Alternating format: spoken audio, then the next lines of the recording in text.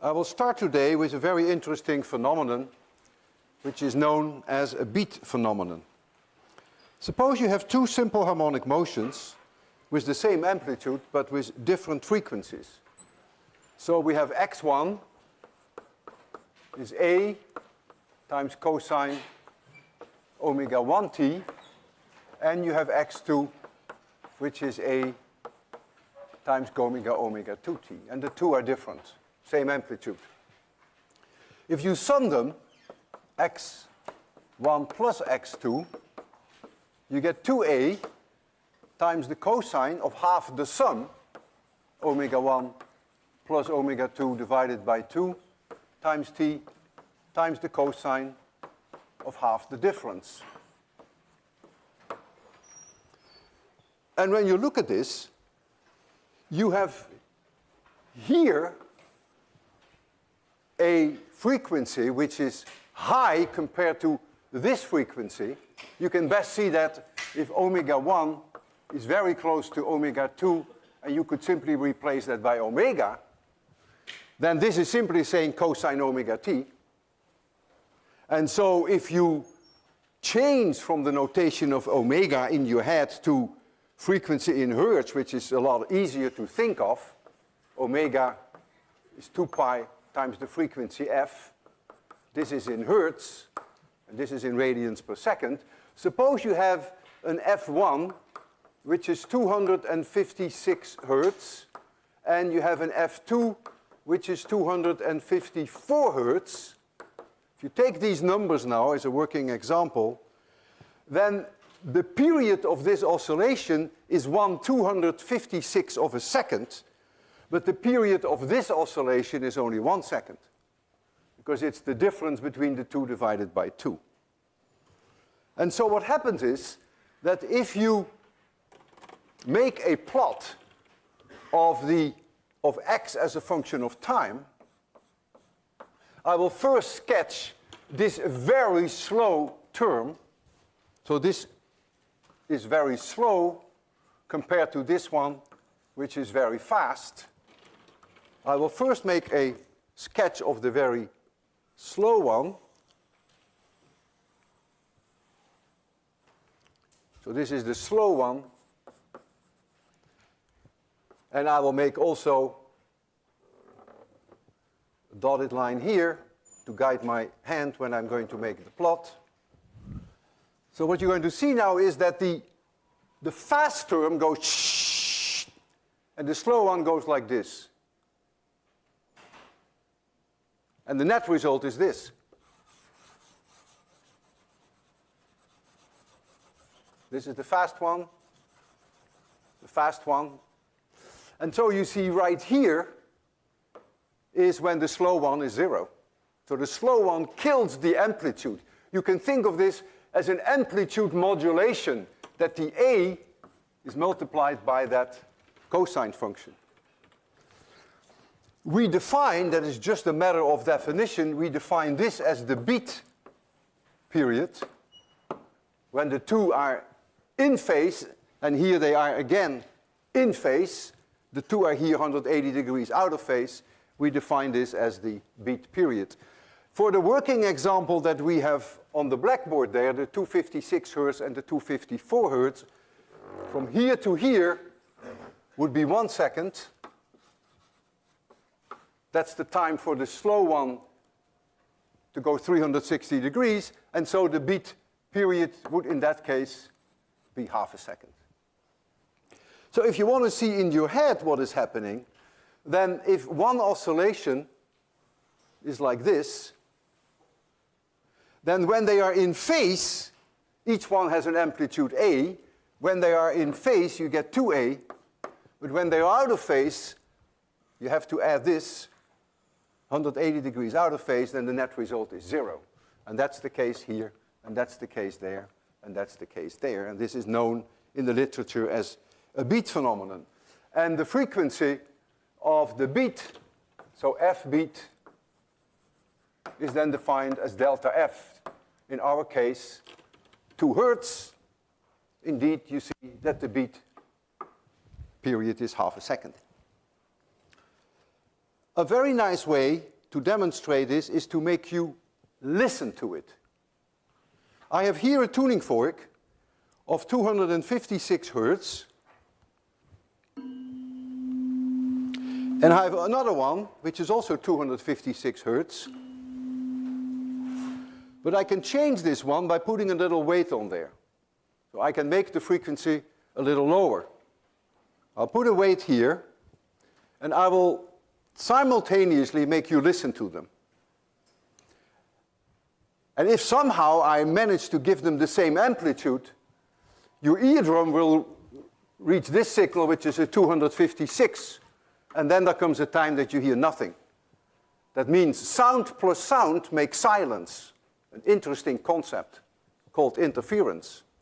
And you can hear that. So listen carefully.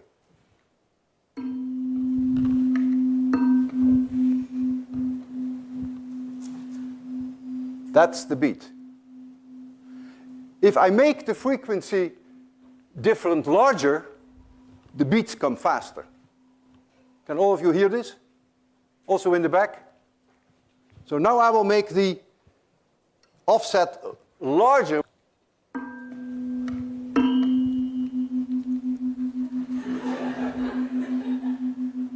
It's unpleasant, you know, makes you feel like throwing up or so. Very high beat frequency.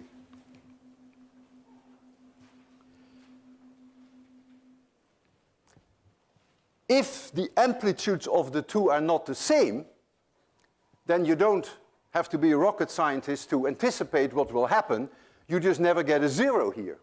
But you always have some residual, and so you'll get something that looks like this. And you still have an oscillation here. And I can also make you see that. It's harder to make you hear that, because your ears cannot really tell the difference between a little bit of sound and no sound. You hear, whoa, whoa, whoa, whoa, whoa, and that's all you hear. But I can make you see that. And I'm going to make you see that right there when we pick up the signals of these two tuning forks with a microphone, and we will display it there with an oscilloscope.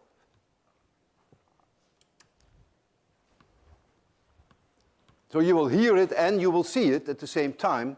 And it is unlikely when I strike them that the amplitude as received by the microphone will be exactly the same. So it's not likely that you will see it go through zero, but I can, of course, change the distance to the microphone and try to get it as close as I can to zero.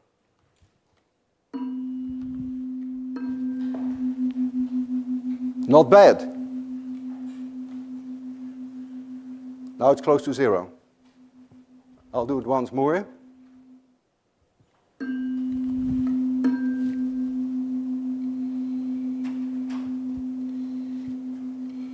Now I purposely make the amplitudes different. Bring one very close to the microphone.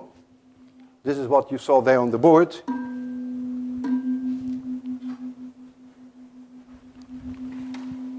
And if I make the amplitudes the same, then you get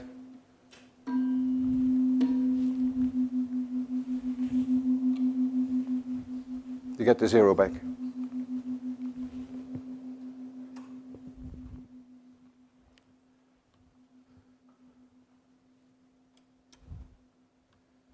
Beat phenomena are actually quite common. When you sit in an airplane on the runway and the airplane has two engines, perhaps you have noticed something very irritating at times. That is some crazy humming sound that goes up in volume and then it goes down and it goes up. That is almost certainly the two engines beating against each other. They're not rotating at exactly the same frequency, but slightly off. That's my explanation why you have that strangely rising volume and then decaying volume. It's very common. When I was a student, I remember there were two faucets in my bedroom. And no matter how much I tightened the faucets, they were leaking. They were dripping. And they were dripping in such a way that the frequency with which the drops came out was almost the same. So it went like this. Clunk, clunk, clunk. But the frequency was never exactly the same. So after a while, it would go clunk, clunk, clunk, clunk, clunk, clunk, and then after a while, clunk, clunk. It drove me crazy. But of course, I took pride in knowing that it's a beat phenomenon. Except that there, sound plus sound never made silence. Because when they were 180 degrees out of phase, you would hear both drops.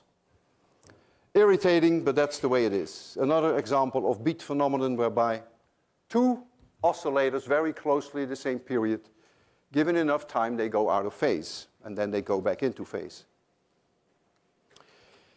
We have made an effort here with these two pendulums, really an effort, about 60 centimeter length, to really make these lengths the same. And so when I give them both a certain amplitude, they will go in unison. They are in phase, but no matter how hard you try, they will never be exactly the same. So as I continue the lecture, you will see that they gradually go out of phase. And it may take 5 minutes for them to be out of phase. That would be then the time from here to here. That would be half a beat period.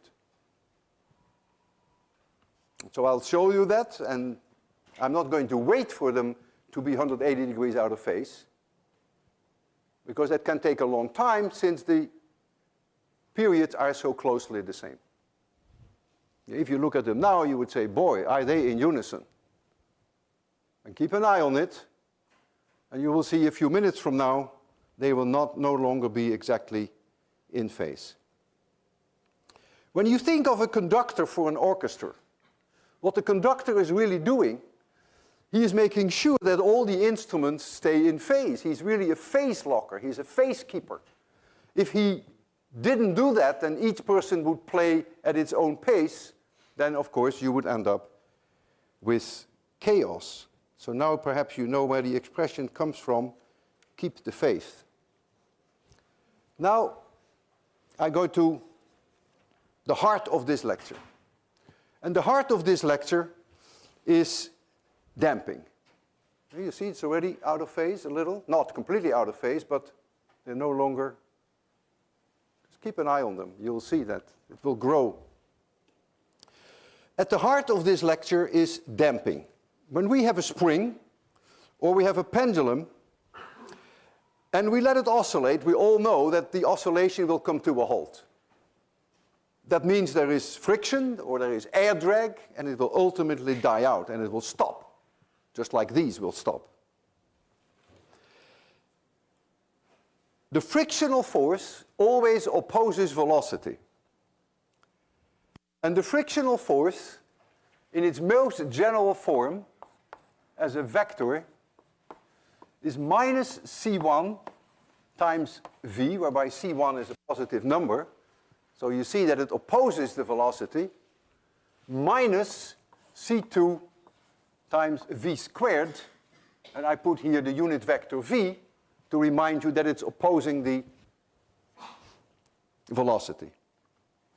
This term has a name. This is called the viscous term, and the other term has a name which is called the pressure term. One is proportional with the velocity, and the other one is proportional with the square of that. In my lecture number 12, which is on OCW, of my 1999 Newtonian mechanics lectures, I spent an entire lecture on this equation, and I discuss when the viscous term is dominant and when the square term is dominant. I do demonstrations in both domains. If the velocity is low, this term dominates. If the velocity is high, if the speed is high, that term dominates. When you drive your car 10, 20 miles an hour, it is the V squared term that dominates, the air drag. That slows you down. A raindrop that falls, it's the V square term that dominates, not this one. But if you take ball bearings and you drop them in syrup, then the velocity is always very low, the speed is very low, and then this term dominates. And that's one of the experiments I do during this lecture to show you that indeed the predictions that follow from this part can really be verified quite beautifully. So if you have the patience, I would strongly advise you to watch that lecture. To manage the math, it becomes almost impossible, except when you want to do it numerically, to take both terms into account. And so, to be nice to you in 803, we always ignore this term, and we only take that one into account. And of course, that is only valid if the velocities are low, which is often the case, but of course not always. I will start with an extremely pedestrian example. I have here a spring on a horizontal surface, and as it moves, there is friction. And we assume that the friction has this form. The spring constant is K, the mass is M, and if I move it a distance x away from equilibrium, then there is a spring force that drives it back to equilibrium. In addition, there is this frictional force, and I have no idea in which direction it is, because if the object moves in this direction, the frictional force is like so.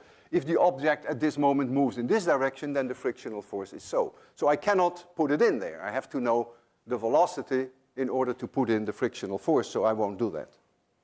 But what I can do, I can write down Newton's second law, which says that mx double dot is minus kx.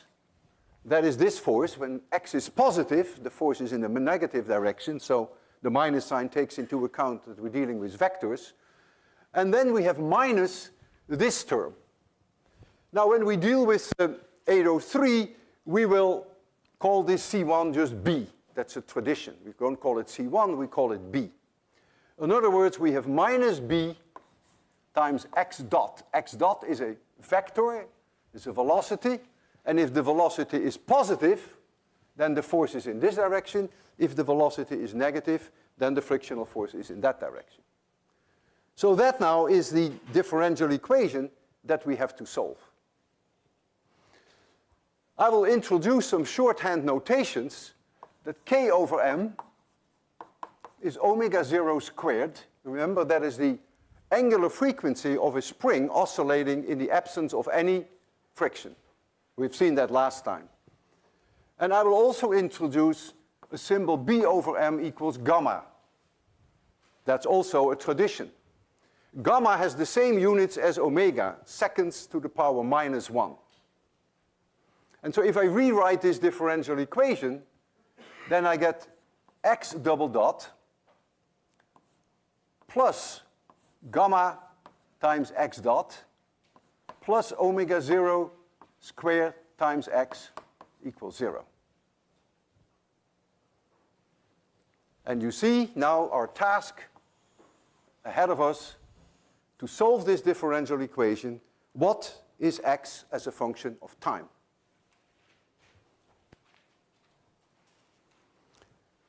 Without starting the math, you can sort of in your head see what's going to happen. An oscillation that goes on forever and ever and ever is going to come to a halt. So instead of a nice cosine that continues, the cosine will gradually decay away. And then this thing will stop.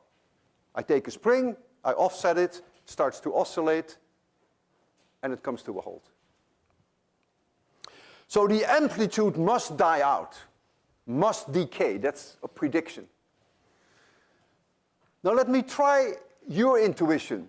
Let us assume that the system will oscillate with a unique frequency omega. Do you think that this omega will be larger than omega 0, smaller than omega 0, or equal to omega 0? Or to put it in the other way, will a whole oscillation under the influence of friction take longer or shorter or the same amount of time than in the absence of friction? So who thinks that if I have damping, that a whole period of a whole oscillation will take longer? Who thinks it will take shorter? Who thinks it will be the same Okay. We'll see what comes out of it. No one thinks that it takes shorter. Your intuition is very good there. Now I'm going to give you some advice, some fatherly advice. During the next 18 minutes, take no notes. Because during the next 18 minutes, I'm going to solve this differential equation for you, and I have decided, which I not always do, to do it exactly the way that French does it. It's very elegant. So if you take notes, you're wasting your time because you have it in your book. And I would much rather prefer that you follow each step that I make, so you have more time to concentrate on the method. So don't write anything down. That is my recommendation. 18 minutes. You can time me if you don't believe me. We're going to jump to the complex plane. This is a beautiful example where the complex solutions really come in handy.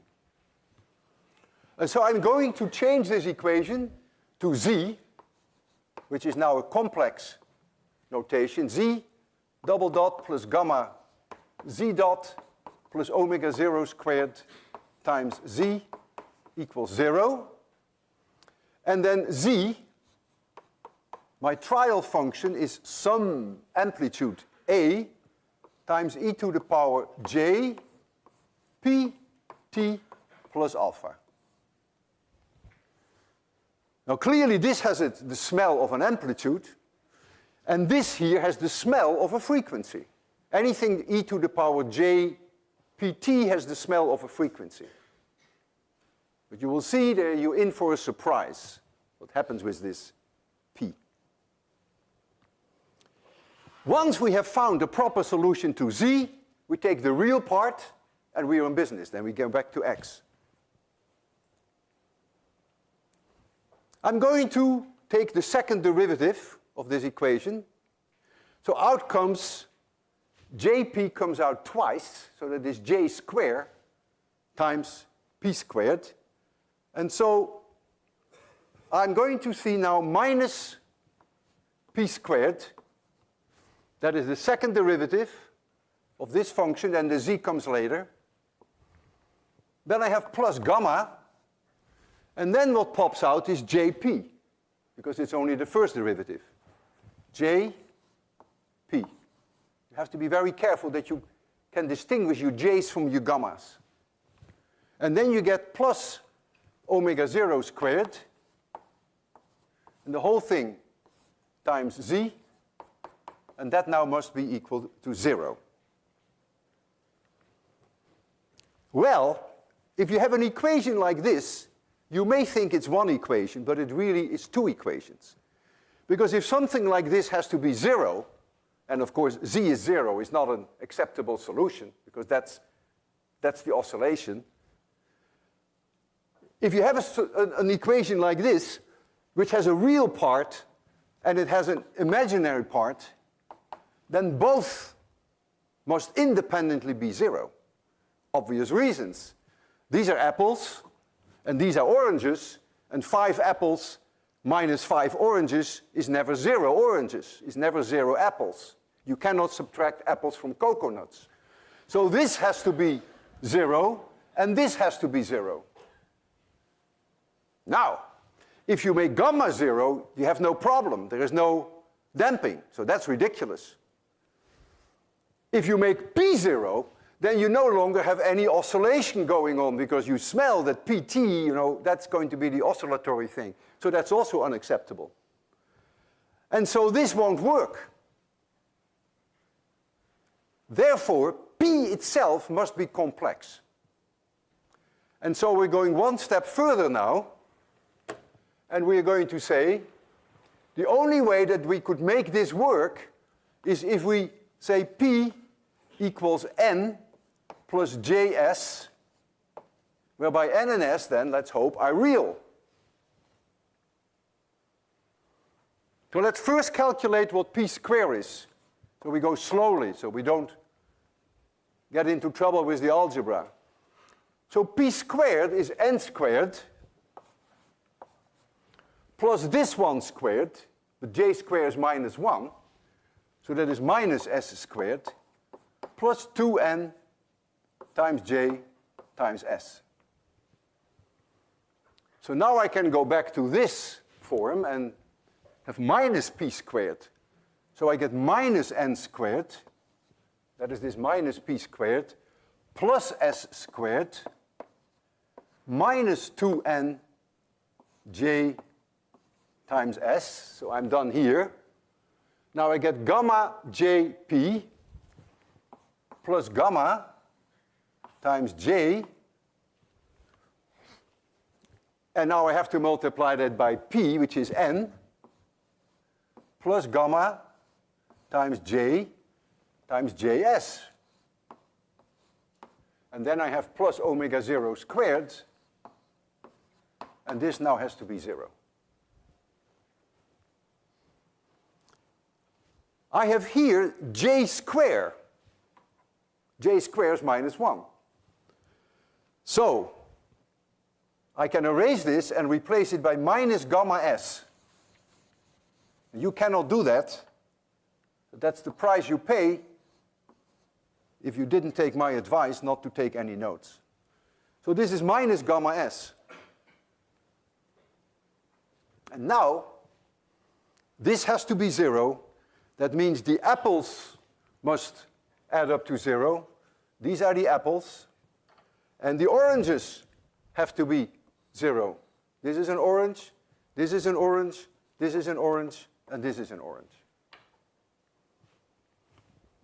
For this to be 0, there's a j here, there's a j here, there's an n here, there's an n here. 2s must be gamma. So gamma over 2 is s. Wow, we found s. For this to be 0, we find that n squared minus n squared plus gamma squared over 4, because we know what s is now.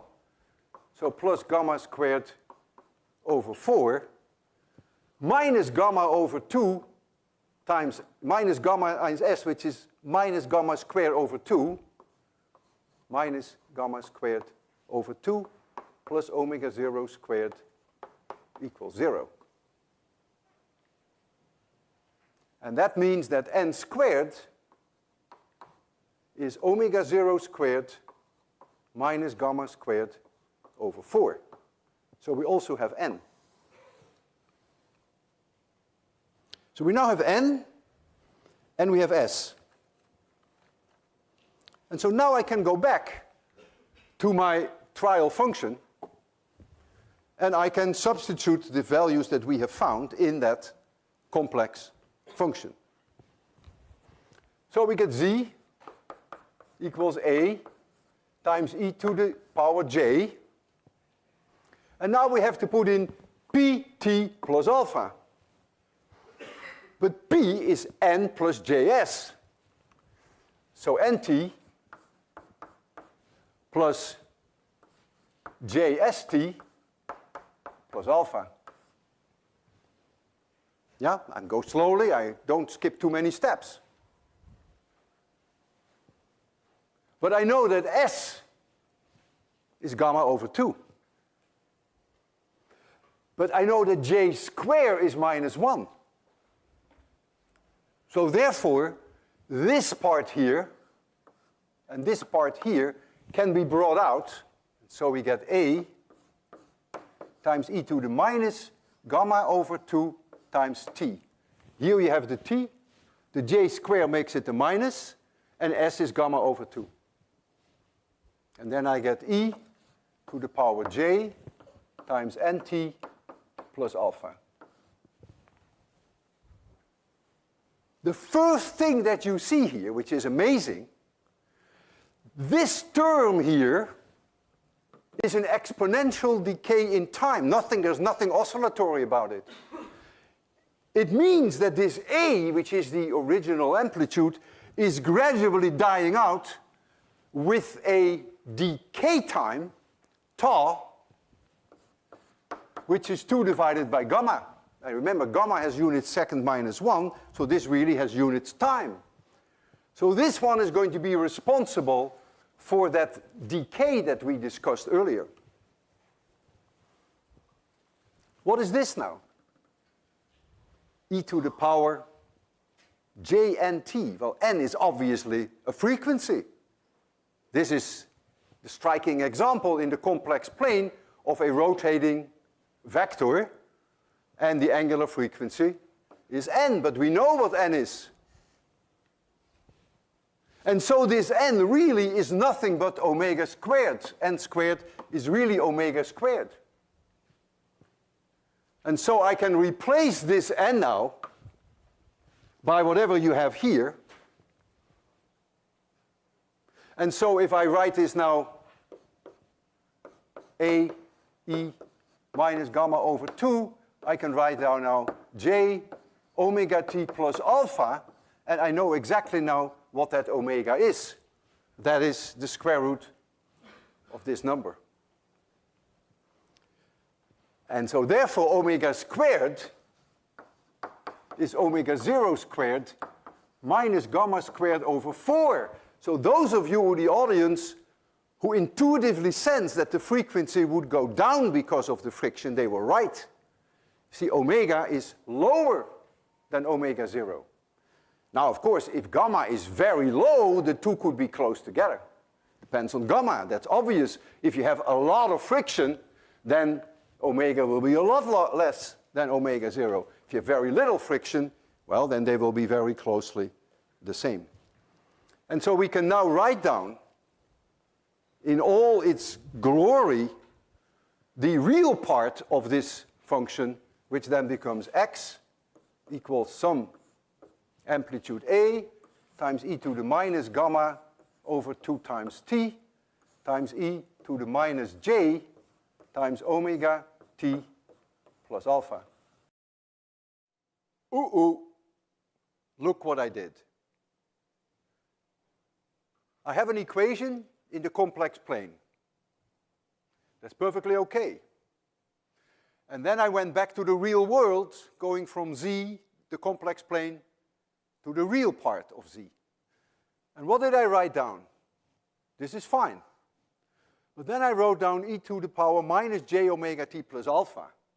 Now, first of all, there should not be a minus sign in front of the j. That's not a major problem. But I do not take it out of the complex plane. I leave it into the complex plane.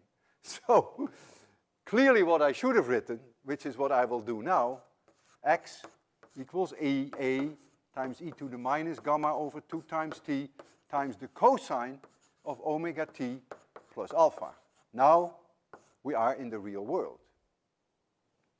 You're going to see this equation at least for the next 5 or 10 minutes on the tape.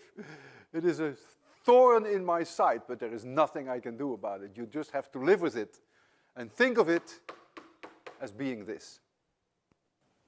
And there are 2 adjustable constants which depend entirely on your initial condition. At time t equals 0, there are 2 things you can do to the object. You can bring it to a certain point away from equilibrium, and you can give it a kick. We call that a velocity. And you are free to choose any way you want to do that. And so it's clear that with those 2 choices that you have, that in your final solution, you end up with 2 adjustable constants which depend on the initial condition. And so you see that this amplitude is going to die out with a 1 over e decay time of 2 over gamma seconds, and that the frequency is lower than the frequency of the undamped system. I try to make a plot. So here is t, and here is x. And to guide my hand, I'm going to first put in this exponential.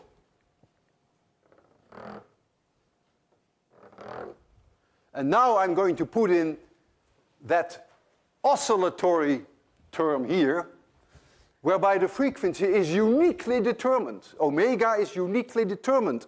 And the period t is that omega divided by 2 pi. Oops, how could I? look what I wrote. I wrote T equals omega divided by 2 pi. It was not my day. Clearly, it should have been T equals 2 pi divided by omega. Now, fortunately for me, very shortly afterwards, I erased this from the blackboard, so you won't see it for very long. In any case, this is what it should be. And therefore, I'm going to put in here 0 crossings to guide myself so that I don't make the mistake, which you often see, that people think that this period is slowly getting shorter in time. That is not true. It is the amplitude that decays away. And so if we now try to put in the oscillation, then this is what's going to happen. And so you see that the oscillation dies away in time, but the period T is uniquely determined, and that depends on how much friction there is. It is not uncommon to introduce a quality factor, Q, that is high if there is little damping, and that is low if there is a lot of damping. And that Q, which is dimensionless, is omega 0 divided by gamma. You see immediately if gamma is high, then Q is low. It's a low quality oscillator. If you introduce that, you can go back to your omega square equation, and then omega squared becomes omega 0 squared times 1 minus 1 divided by 4Q squared. Is this any different from that? No. It's just a different way of writing it because you introduce this.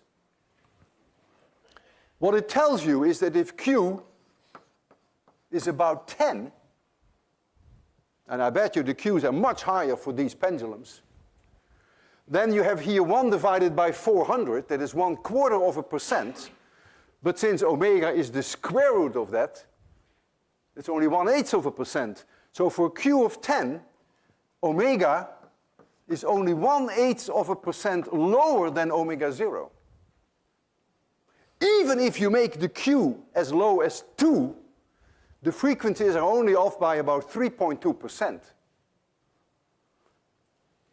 So I want you to appreciate that most of the time, but not always, is omega very close to omega 0.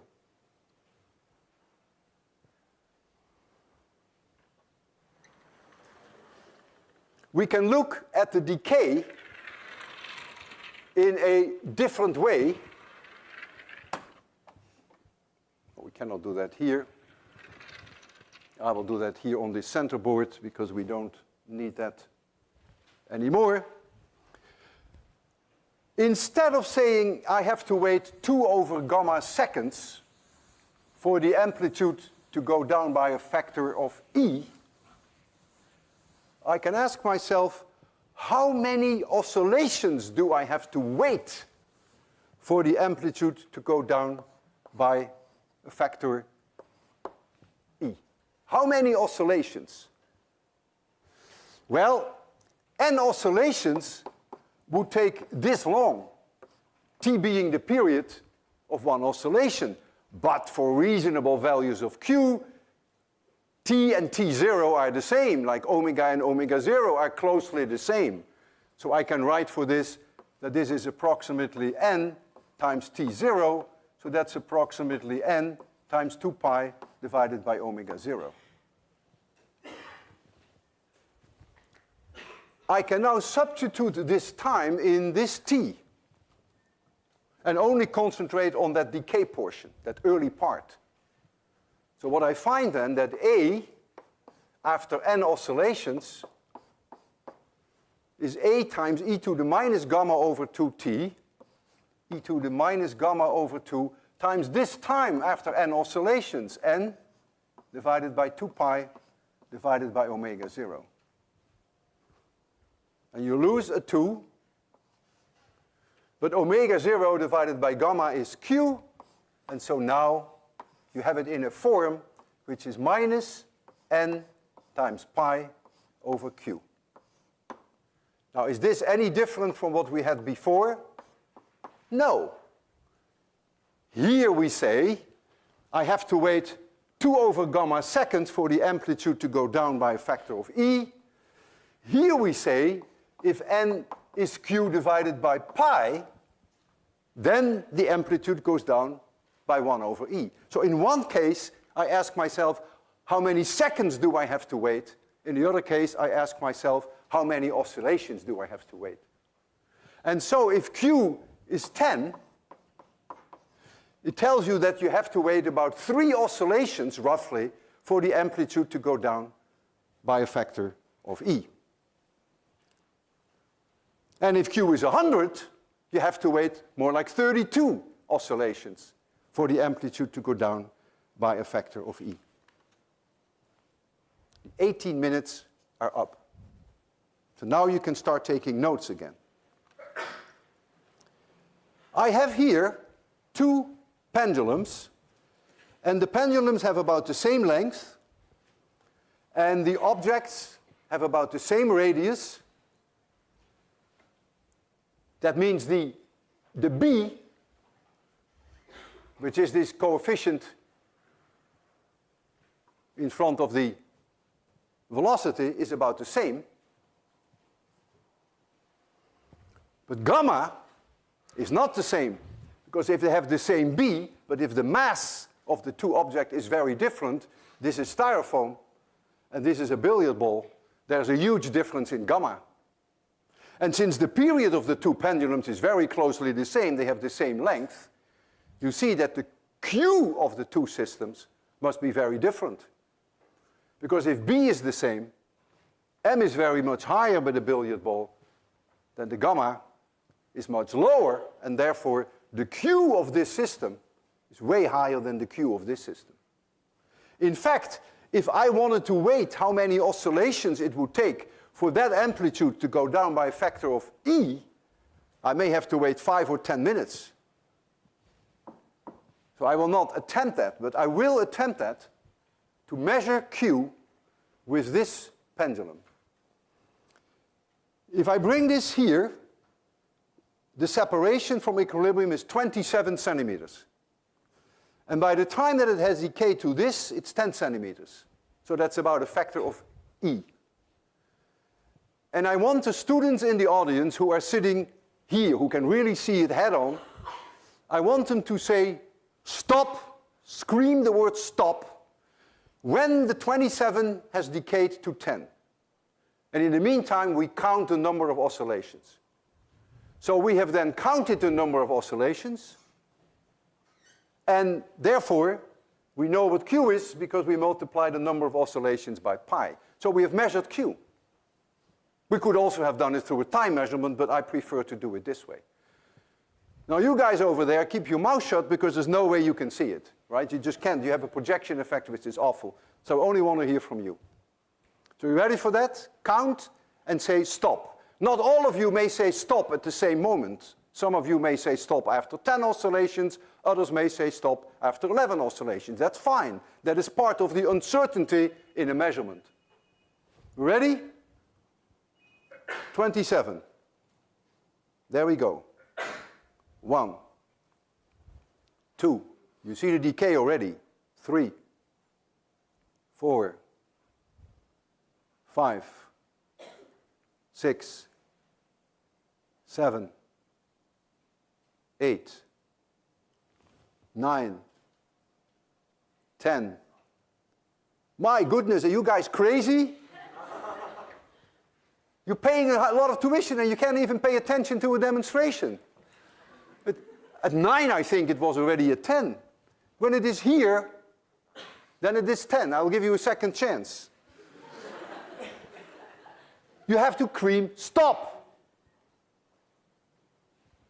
Oh. 1, 2, 3, 4, 5, 6, 7, 8, 9, 10, 11, 12. Okay. Yeah, it is somewhere around 10, 11. And I don't know why you didn't scream stop, but that's your problem.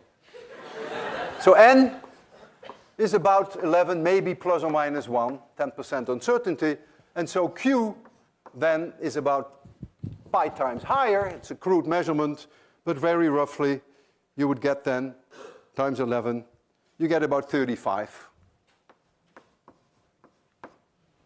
35. That means the frequency damped is almost identical to the frequency undamped, because remember this equation, the 1 over 4. Oh, I erased it perhaps, but it is the, yeah, you have it up there. If q is 35, you can see how close omega is to omega 0. On problem set 2, your very first task is to do a take-home experiment with something similar to what I did today. Make sure you pick up a kit today. You can do that between 11 and 1 and 3 to 5 in room 4, 335, or you can do it tomorrow between 2 and 5. You share one kit, so you choose a partner, and you can do all these experiments together with your partner. I want to see in your solutions uncertainties. Any timing measurements that you have to do has to come with an estimate of your uncertainty. And all the conclusions that you draw must carry on these uncertainties, just as we did last time when we were exploring the possibility whether the equation of the spring was indeed accurate. We were only able to come to the conclusion that it was not accurate because we had our proper uncertainties in there. So I want to see uncertainties in there. Now comes the mini quiz. 5-minute break. It's a bit early, but that's the best point today to do. So, if some of you can help me handing it out, and also at the end of the 5 minutes bringing it back to me. Shouldn't take you more than 1 minute. That leaves you still with 4 minutes to stretch your legs. I will now take you back to the good old days of 802. And I will take you back to an RLC circuit whereby I have a battery. This is the plus side and this is the minus side. Here I have a resistor R. I have here a pure self-inductor L. And here I have a capacitor C. And then I have a switch here. And I can throw that switch. And then the battery is going to charge up the capacitor. And then you will get oscillations. This is a wonderful example of damped oscillations. The way that I solve these problems is a strict discipline. I assume that when I start it, that there is a current going in this direction, I. That current will make this side of the capacitor more positive than that side. So I equals dq dt, q being the charge on this side of the capacitor. And now I have to do the closed loop integral of E dot dl. Kirchhoff's law does not hold. The closed loop integral is not 0 because we have a magnetic flux going through a surface attached to this closed loop. So the closed loop integral of E dot dl is minus d phi dt, phi being that magnetic flux going through that surface. And so I want to know what the E vectors are in each one of these components. If the current is in this direction, then the electric field in the resistor is in this direction. The self-inductor is made of superconducting wire, so there is never any E field inside a self-inductor. Unlike what many EE people think, there is never any electric field inside a self-inductor, so the E here is 0. This is plus and this is minus, so the potential, the electric field is in this direction. This is plus and this is minus, and so the electric field is opposing me if I go around clockwise. So if now I go around clockwise, and I call the integral E dot dl from this side to this side of the capacitor, if I call that V of C, which is Q divided by C. That's the definition of capacitor. If you're ready for this, and I start here, and I go clockwise around, then from here to here, I get plus IR. Going through the self-inductor, the integral E dot dl from here to here is 0, because there is no electric field inside the self-inductor. Going from here to here, I get plus VC. That is what we call the potential difference over the capacitor. Here the electric field is opposing me. I walk into the electric field, so E dot dl is negative, and this is minus V0. And now I go to Mr. Maxwell, to Faraday, and he says, and this now is minus L di dt. The hell with Kirchhoff. Minus L di dt. And now I have my equation correct. So now I'm going to replace I by dq dt, and I'm bringing L to the left. So I get L times Q double dot plus R times Q dot, because I is Q dot, plus VC, which is Q divided by C, and that now equals V0, and I'm going to divide by L, and so I get Q double dot plus R over L times Q dot plus Q over LC equals V0 divided by L. I'm going to replace R over L by gamma. You will see very shortly why we do that. And 1 over LC is omega 0 squared. And when we do that, we get an equation which is almost identical to the one we had on the blackboard for the spring. We get Q double dot plus gamma times Q dot plus omega 0 squared times Q equals V0 divided by L. And now we have to solve this differential equation.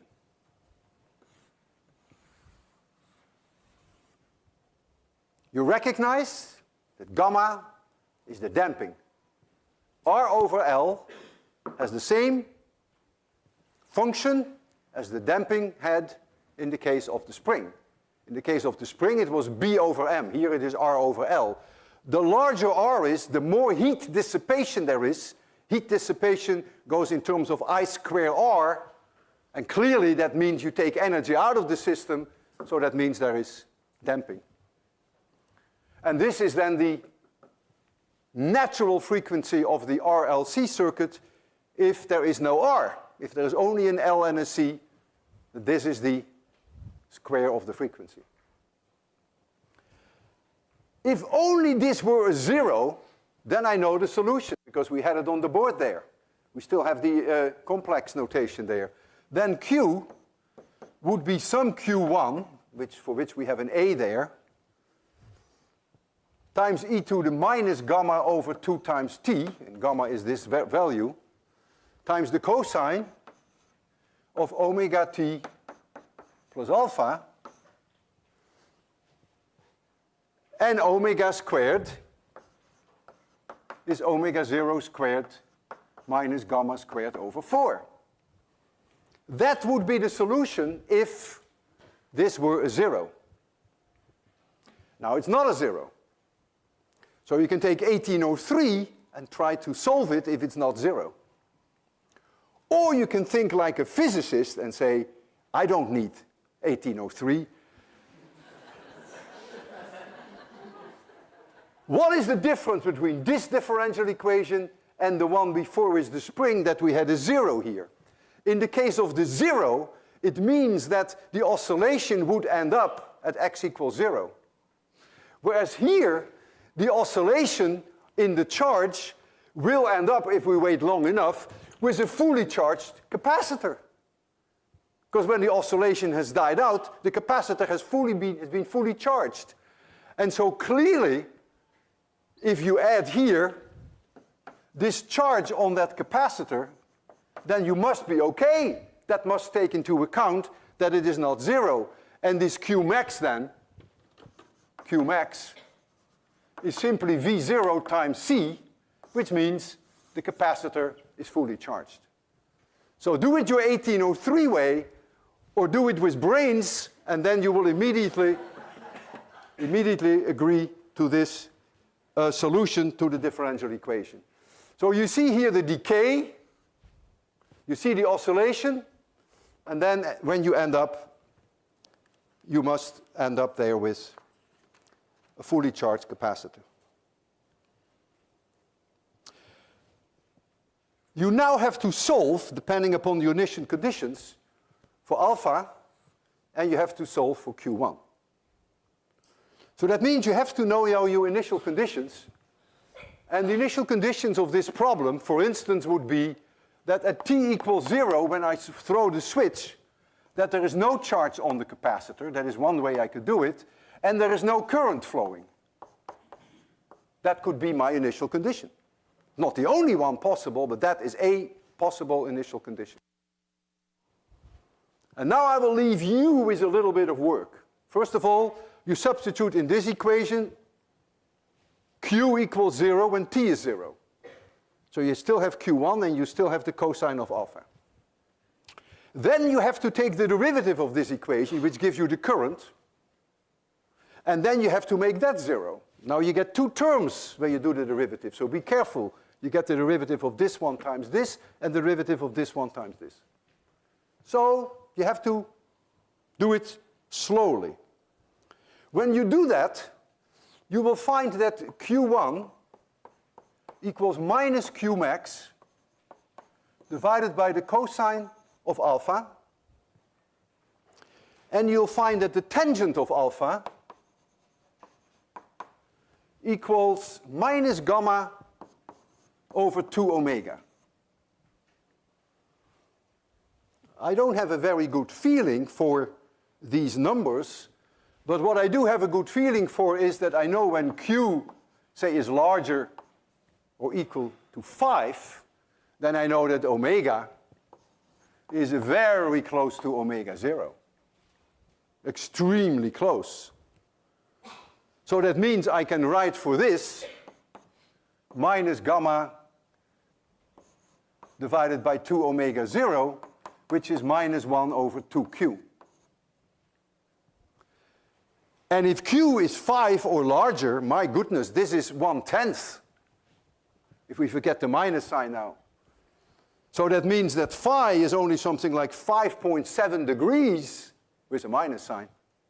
And the cosine of 5.7 degrees is 1, for a physicist at least. So therefore, for all systems whereby q is not absurdly low, you can say that q1 equals minus Qmax. And I'll put here a wiggle, but it's an extremely good approximation. And so therefore, my solution here can now be changed by simply replacing the Q1 minus Qmax. And truly it should be an approximately, but the approximation is extremely close. Depends on Q. If now you want to plot this, you get, of course, something completely similar to what you have here, except that you do not end up at 0. The Q is not 0, but it's offset by this Qmax. So, if this is t, if this is 0, and if this is Qmax, which is where ultimately the charge will be if you wait long enough, then to plot now this equation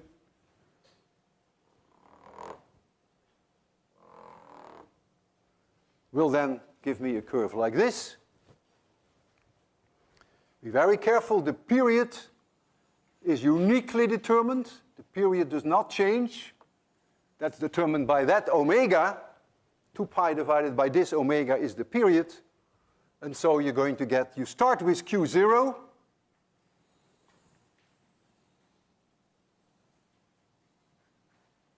And you see, if you wait long enough, you end up with Q max, which is this one. Whereas in the case of the spring, if you wait long enough, you end up with nothing. X equals 0. And this is something that I can demonstrate to you in a very, very nice way, I must say. I find this one of the most intriguing demonstrations. Instead of having a battery and throw the battery, in which case you would only, for an extremely short amount of time, for an amount of time which is roughly 2 divided by gamma seconds, which may only be milliseconds, you would see this thing. But we want to give you more than a few milliseconds. And therefore what we do, we replace that battery by 7 milliseconds, constant voltage, and we repeat that. And every time we show you this portion. And so you will see it on the Tektronix. We trigger it every time that it comes up here and that it comes up here. And you will see then, this will be staring you in the face. I'm going to give you the values that I will be using so that you can digest at home exactly what you are going to see and what all the constants are in this problem. The R is going to be 50 ohms. The L is going to be 50 millihenries, 10 to the minus 3. So that tells me that gamma is 1,000, is R over L. That tells me that 2 divided by gamma, which is the 1 over E decay time, is then 2 milliseconds. C is going to be 0.06 microfarad. So that would give you a omega 0 if you're interested in omega 0. I never have a good feeling for omegas. I like frequencies, hertz much better, but if you're interested in omega 0, which is 1 over the square root of LC, that would be 18.3 times 10 to the thirds, and that is radians per second. The frequency in hertz, which is 2 pi lower, is then 2906 hertz. And so now you have also Q, which is omega 0 divided by gamma, and that Q is now 18.3. And that means Q divided by pi, which is the, is there a problem, Marcos? Q divided by pi, which is the number of oscillations that you have to wait for this function to go down by a factor of E. Remember, we did that with the pendulum. That is now about 5.8. So we're going to take a look at a curve like that, and then we're going to indeed check that after roughly 6 oscillations, the amplitude is indeed down by a factor of E. However, while we're at it, I'm going to kill 2 birds with 1 stone. I'm then going to make this 100 millihenry a little later, which changes the gamma. The gamma becomes 500. The decay time then becomes 4 milliseconds. I'm not going to change C. So the frequency goes down by the square root of 2.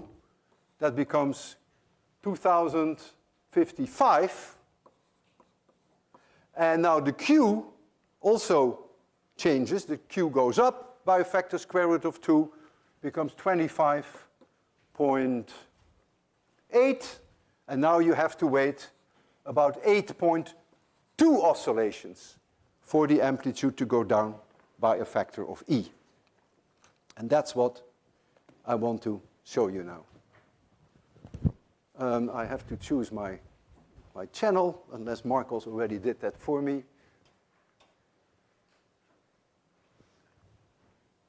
Ah, the surprise is already there.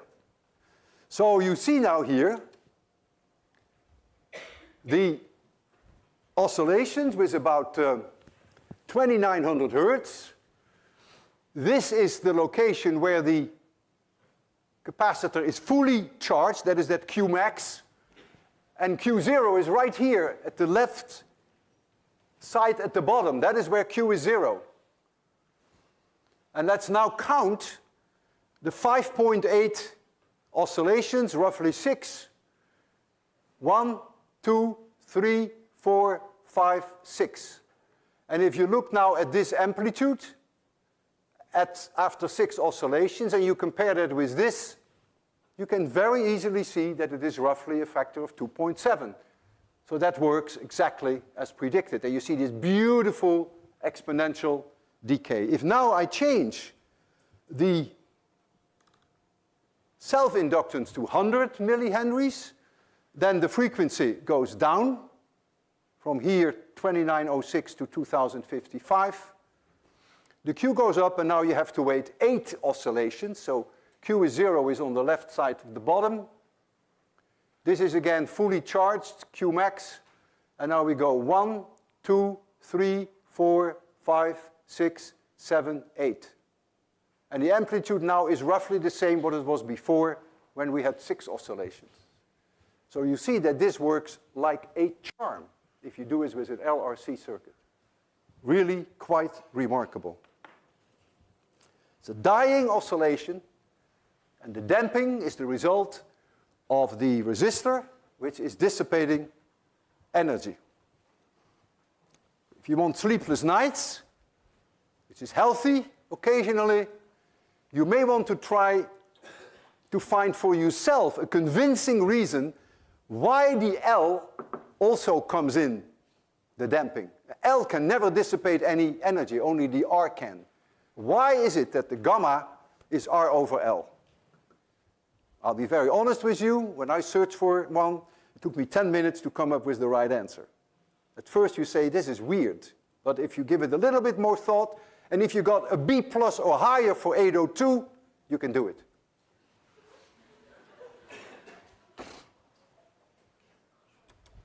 All right.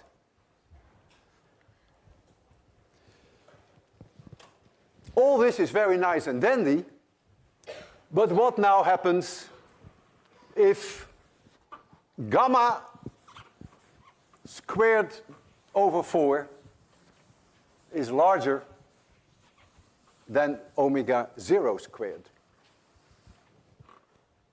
What now happens if gamma squared over 4 is larger than omega 0 squared? So our solution, omega squared equals omega 0 squared minus gamma squared over 4, is utter nonsense, because omega would then be imaginary. So now we have to go back to our original differential equation and find a new solution. We are closer to a solution than you may think. Remember, we did have at one point in time n squared equals omega 0 squared minus gamma squared over 4, and then we recognize that n really is omega. Well, n is therefore also j times gamma squared over 4 minus omega squared, because if you square this, you get that. Uh-oh. I did something weird again. I told you it's not my day. We had this earlier in the lecture, which is fine. And then I said, well, if you write n this way, that's also perfectly okay, because when you square this, you get this back. But that's not true. In fact, there are 2 mistakes in here. It's not so easy to make 2 mistakes in one equation. For one, there is a 0 here. So this should have been omega 0 squared. That's mistake number 1. But second, obviously, you have to take the square root of this. If now you square this, you get this. Sorry. If now you substitute this back in the equation that we had earlier, when we had the equation that z was a times e to the power j pt plus alpha, and then p was n plus js, remember? If you do that now, and you turn the crank, then you get the valid solution for z, and you take the real part, and you get the valid solution for x. And I will write it down immediately in terms of x. And the outcome is very surprising. We call this an overdamped system, whereas a system whereby this is positive is an underdamped system. So the examples that I have shown you are underdamped systems, and this is overdamped. Overdamped. And the solution that you're going to find is not at all obvious. I have no intuition for that solution. A1, it's determined by the initial conditions, e to the minus, and now we get gamma over 2 plus gamma squared over 4 minus omega 0 squared to the power 1/2 times t plus a2 times e to the minus gamma, not minus gamma, minus gamma over 2 minus gamma squared over 4 minus omega 0 squared to the power 1/2 times t. You have to take my word for it that this is the solution. And when you look at this solution, nothing is oscillating anymore. This is a decaying amplitude, A1, and this is a decaying amplitude, A2. They have different decay times. This determines one decay time, and this determines the other decay time. And depending upon your initial conditions, will you be able to find A1 and A2. At t equals 0, you can specify what x is, and you can specify what x dot is.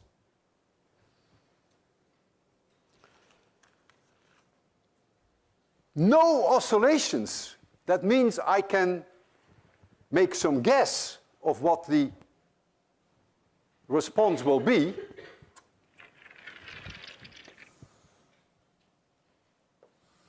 Let this be a spring system, and this is x equals 0.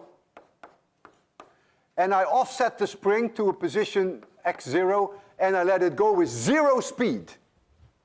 That's my initial condition, 0 speed. So that means when I let it go, it must go in this direction, right, in that diagram, because the x dt must be 0. But there is no oscillation, so what will happen is this. And it will asymptotically go to 0 with 2 different decay times. Now, if you released it here with a high speed in this direction, then you might see this. But not an oscillation. An overshoot, yes, but not an oscillation. And you will get a chance in one of your problems, I think it is 1-7 for this week, where you can play with this a little bit. There is one more case, which is a very special case, and that is when omega 0 is exactly gamma over 2. And that's called critical damping. So we have 3 domains: under damping, we did that in detail, then you have over damping, which gives this solution, and then you have critical damping. And with critical damping, the solution, and this is just, I give you this without any derivation, is A plus B times T times e to the minus gamma over 2 times t. Only one decay time, one exponential decay time, but there is something funny here. There is also a t here. So this bt is linearly growing in the beginning, but of course this one kills it. And again, your two adjustable parameters, a and b, follow from the initial conditions. So now I will show you the effect of damping in a case of a mechanical system. We have a torsional pendulum there, and the torsional pendulum has extremely high Q, very little damping. I'll show it to you there, but before we show it there, just concentrate on this. Without any damping, it will oscillate, and the amplitude, which is the torsional pendulum, is one that has a spring like a clock. This will die out very, very slowly. Very high Q, very little damping. But we have here an electromagnet, and we can change the current through the electromagnet. And the copper plate that moves through the electromagnet will now develop eddy currents, because there's a change in the magnetic flux through that metal, causes eddy currents, and the eddy currents will oppose the motion of the metal. You've seen that with 802. When you throw a coin through a very strong magnetic field, the coin slows down enormously. Instead of going clunk, the coin can go down this slowly. It's a very nice demonstration in 802. So we can also, using the eddy currents, we can introduce artificial damping. And that's what you're going to see. 1, 2, 3. This should be it. Yeah. Oh, we have to change the position, but that's not a big deal. May have moved it during... Oh, we also need some light on it. I turned the light off, thank you. So let's first make sure that we see it. So I will give it a large amplitude. The amplitude now is in terms of angle. No damping at all. And if you look closely at the turning point, you can say, yeah, it is decaying. Give it a little bit of time. But very slowly, yeah, you can see it decaying. You have to wait a long time to see the amplitude go down by a factor of E, because you have such a very high Q system. But now, I'm going to give it damping. It's still underdamped. First, give it a high amplitude. There we go. Damping is in now. And look how fast it's going now.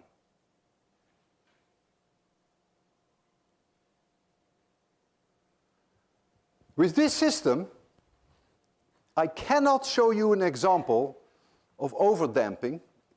We did that, and then the current has to be so high that we began to smell smoke. So we decided not to do that. But if I go to the point where you just don't smell smoke, then you're still underdamped, but you get a huge amount of damping. And the reason why I can say with confidence that it's still underdamped, I release it at 0 speed. And if I release it at 0 speed, and if it is overdamped, it can never overshoot.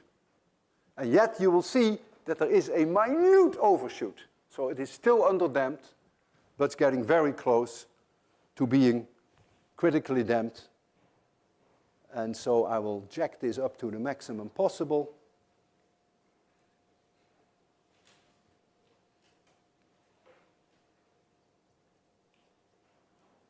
I can go way beyond 15. Is that the smoking domain?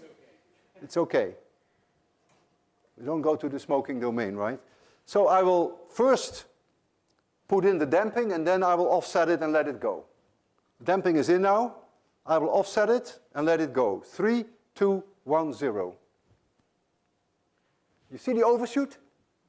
Just a teeny weeny little. That tells you that it is still underdamped because it's not supposed to overshoot since I release it at 0 speed. Of course, if I give it a push in that direction, of course it will overshoot. That's obvious. But if I do it with 0 speed, that solution that we have on the blackboard dictates that it cannot overshoot. I'll show it once more, and you will see the overshoot. That's it. So that is the whole story about damping. We have underdamping, we have critical damping and overdamping, and let this not put a damper on it. I will see you again on Thursday, and make sure you pick up your 803 kits.